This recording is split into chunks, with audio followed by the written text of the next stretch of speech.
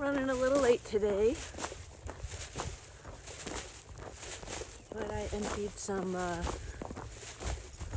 goods in the compost, and did some laundry and things around the house before heading to the barn.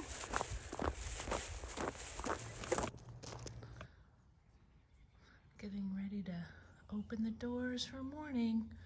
This is their coyote-proof place. And there's Bella.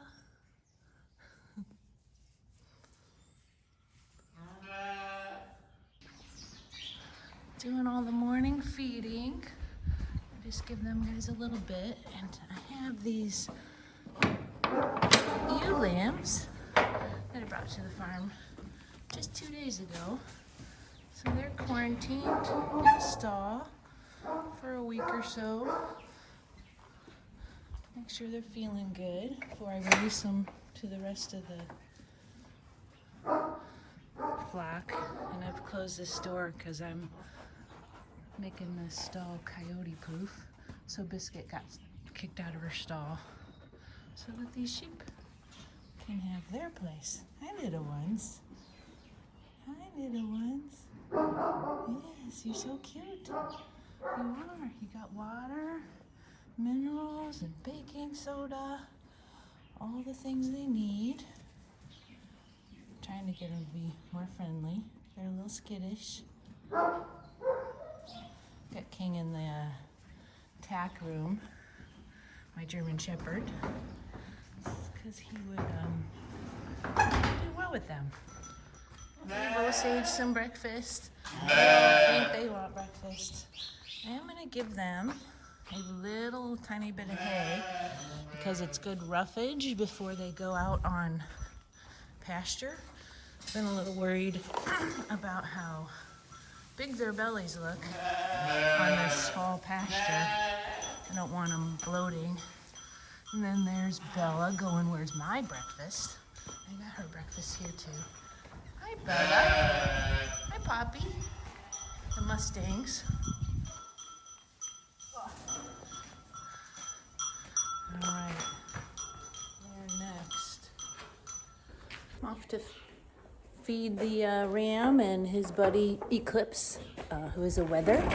I've put them out in a lean-to separate them from the rest of the flock because I won't put him in with them until November.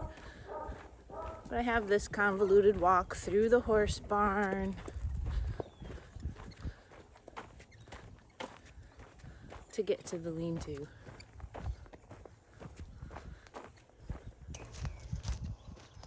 Here's the lean-to with Cavalier and Eclipse. So this is where I raised my first 3 ewes and their lambs because I didn't have the other pasture fence or barn and I wanted to practice. So there's shade there for them, and eventually I put Osage in here, and that's where she learned to be in close quarters with sheep. Now it's working as my ram pasture. Letting the horses out on the lawn, use them as my lawnmowers, but poor Star can't have any grass. She's having her laminitis flare up.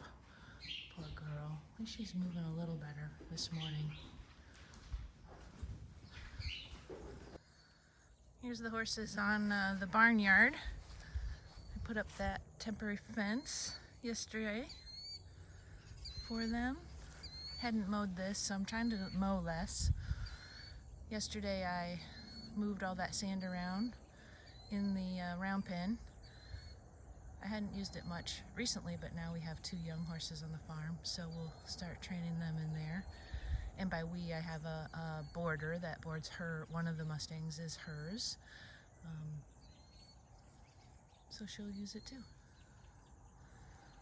So instead of mowing the lawn, I'm trying to use animals, but it's not perfect because they don't do it evenly, so then I end up mowing anyway. But at least I'm saving hay, I hope. So I'm going to put an air tag on Osage's collar And this one attaches with screws onto the collar. I had one that was dangling from her collar, and it is now gone somewhere here in the barnyard, but I can't find it. So I'm hoping this one works better. So if she ever were to get out, I have my phone number and her name on the collar, and I'll have the air tag.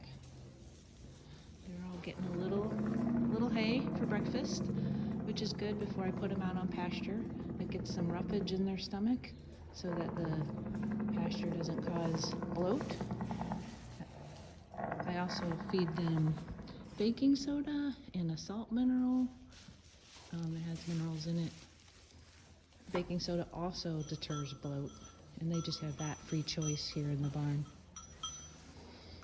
Osage has been chasing the sheep, so I am trying to keep an eye on her, and I don't catch her often, but the sheep are afraid of her, so that shows that she is chasing them. So I'm trying to do training, spend as much time as I can with her.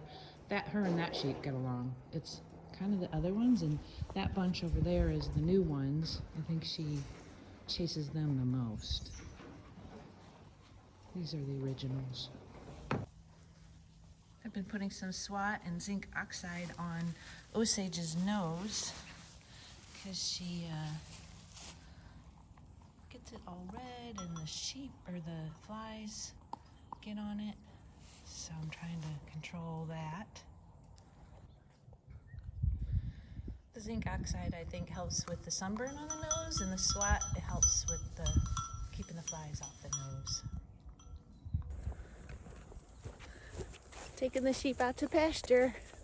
Here we all go. Hey, sheep! I got a little bit of food in this bucket. It's about all it takes. And the routine. I've got some gates to open here. I'm gonna set that bucket down. So this whole system across my driveway to get them to the pasture takes a little finagling.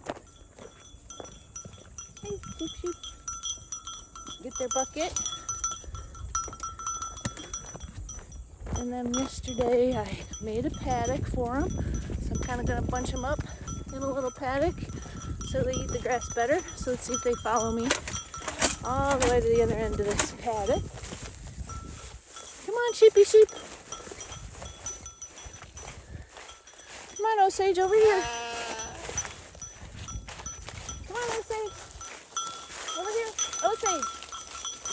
Osage isn't listening. Osage, over here.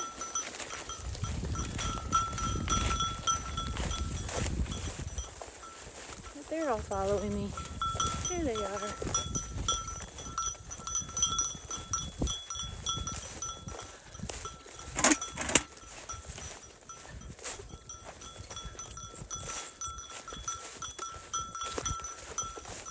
Number 2 has the bell on.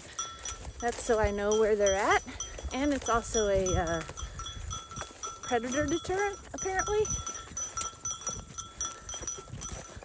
It's funny, she was the most skittish when I put the bell on, and now she's the tamest of the whole bunch. That's kind of interesting.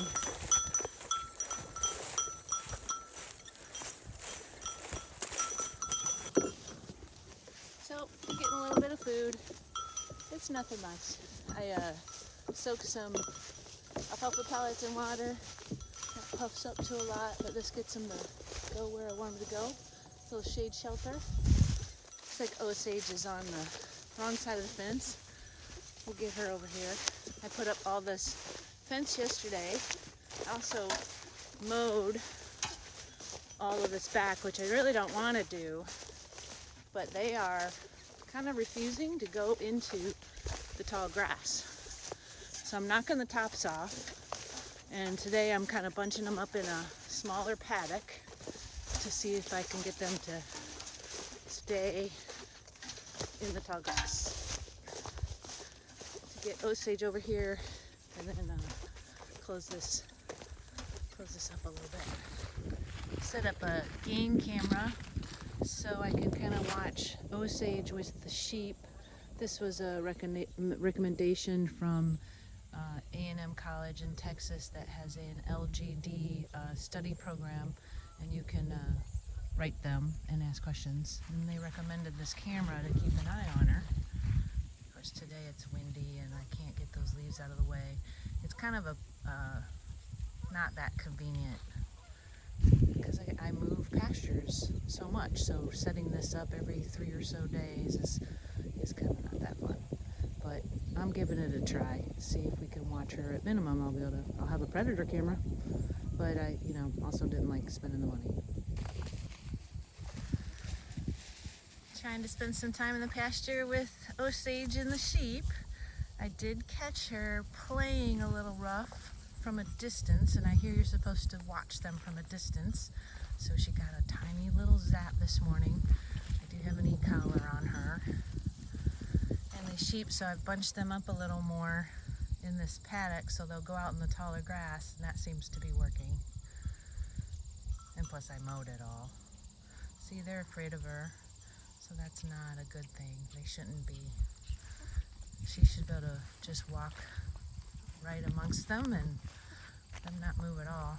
So it kind of shows you she's been playing a little too rough, maybe.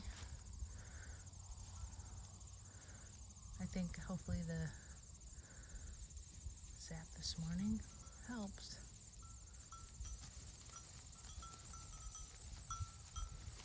Hi, sheepy sheeps. These in the front are my originals. They are really tame. It's like, and look at the little ones that I just got. Gotta fatten them up. Alright, gotta put this down so they can have some treats. I'm really happy to see the sheep out in the grass. These two. Because they had been just going where I'd mowed paths for the fence line.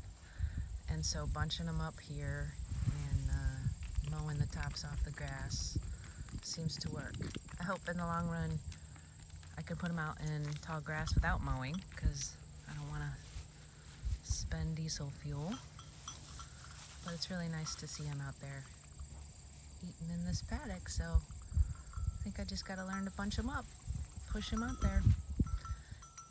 If I didn't mow, then they could knock the seed down and knock it into the ground, which will help it grow better. So that's the ideal situation. And I've been to a farm where the grass was way over the heads and backs of the sheep, and they did just fine, but mine were kind of refusing to go in it.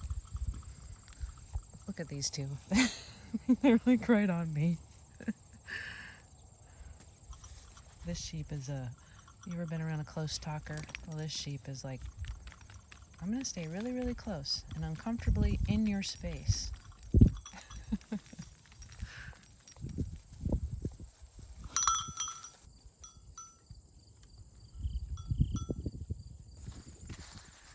Yesterday I also mowed this paddock, not as complete as the other one because I want them to get used to going in the high grass, and I set up more fencing for another paddock. I'm trying not to buy more fencing, so I ended up cutting the roll for this side. I have plenty of fence on the rolls. So this is tomorrow's paddock, or maybe 2 days from now. Maybe I'll leave them in their current paddock for 2 days and then move them over here. In the long run, when I have more sheep, I'll do 3-day moves, ideally. Because you can see they can really eat it down.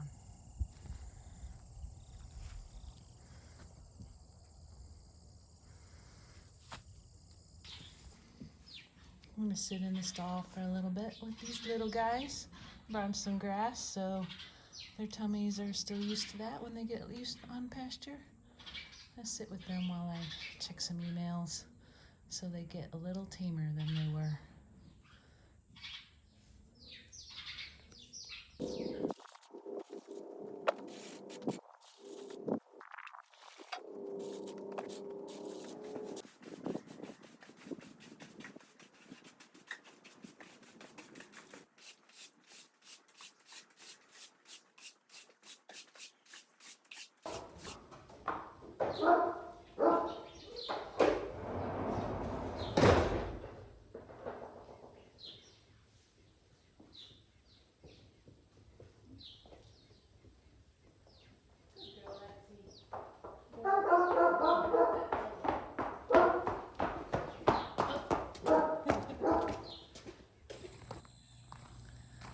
contractors at my farm for over 6 months, it seems like.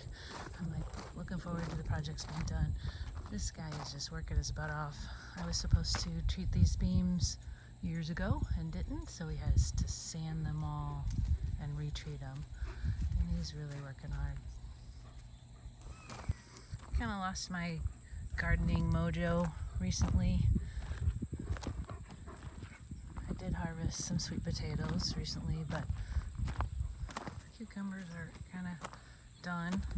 Some watermelons, but it hasn't gone well. I don't know when to harvest, and then when I think they're ready to harvest, something gets them. So I got some there that I think are ripe. Half the ones I've picked weren't ripe when I picked them. The flowers are still doing good. And I got a few squash left. But I kind of lost my mojo, so I need to just get it ready for winter. Star has been struggling with a bout of laminitis, or sometimes called founder. So I'm putting some ice boots on her to help the circulation, and gonna give her some ulcer guard because I have her on Bute, which is a painkiller, kind of like ibuprofen for us, but can really hurt their stomachs. So gonna give her ulcer guard, which is $50 a tube.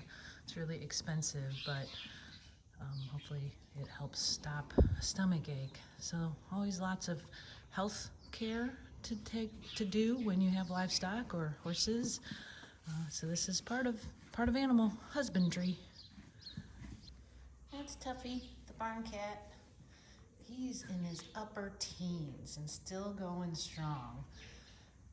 He does keep the mice out of the barn, but he won't let another cat live here. He's pretty territorial, but he's done pretty well. These days I put him in the tack room at night. Driving around watering trees that I've planted over the years. Planted hundreds of rootstock trees, and I don't pamper them enough. Most of them die, so it's kind of disheartening. But I'm trying to save the few that are living. We've had very little rain these last few weeks, for almost a month.